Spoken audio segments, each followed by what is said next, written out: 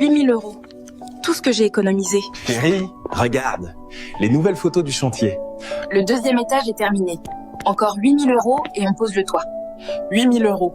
C'est toutes mes économies des 6 derniers mois, Moussa. Mais pense à notre avenir. Ici en France, on travaille comme des bêtes pour payer un loyer toute notre vie. Là-bas, ce sera notre maison. C'est juste que... Parfois, je me demande si on va y arriver. En 2 ans maximum, on quitte la France, on rentre au pays dans notre villa, fini les doubles services, fini les humiliations, tu ne regretteras rien, je te le promets sur ma vie. D'accord, Yael. Je te fais confiance. Tu es la meilleure femme du monde, je ne l'oublierai jamais.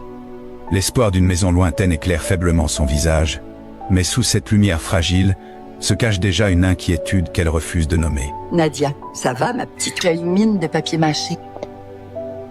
Ça va, Madame Rousseau. Juste un peu fatiguée.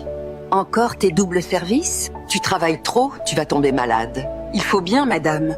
On construit notre maison au pays. Mon mari et moi, on veut quelque chose de solide pour nos enfants un jour. Tu es courageuse, mais n'oublie pas de vivre aussi, ma chérie.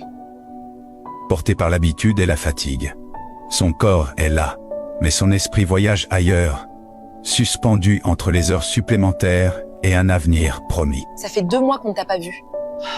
Pardon les filles, avec le boulot à l'hôpital, le ménage chez Madame Dupont le soir et la garde d'enfants le week-end. Nadia, tu vas craquer. C'est pour la maison au pays, c'est ça, maman? Oui. Moussa a ramené des nouvelles photos hier soir. Le 2e étage est monté. C'est magnifique, les filles. Dans 1 an, maximum 2, on rentre. Nadia, il part souvent au pays? Tous les 6 mois? Oui, pour superviser les travaux, c'est normal. Et toi, tu restes ici à te tuer au travail pendant qu'il est là-bas, moi? C'est notre projet commun. Qu'est-ce que vous insinuez faire? On n'insinue rien, ma sœur. Mais on entend trop d'histoires. Des femmes qui construisent, qui envoient l'argent. Et à la fin, Moussa n'est pas comme ça. Vous ne le connaissez pas comme moi. On veut juste que tu fasses attention. mon mari m'aime. Point final.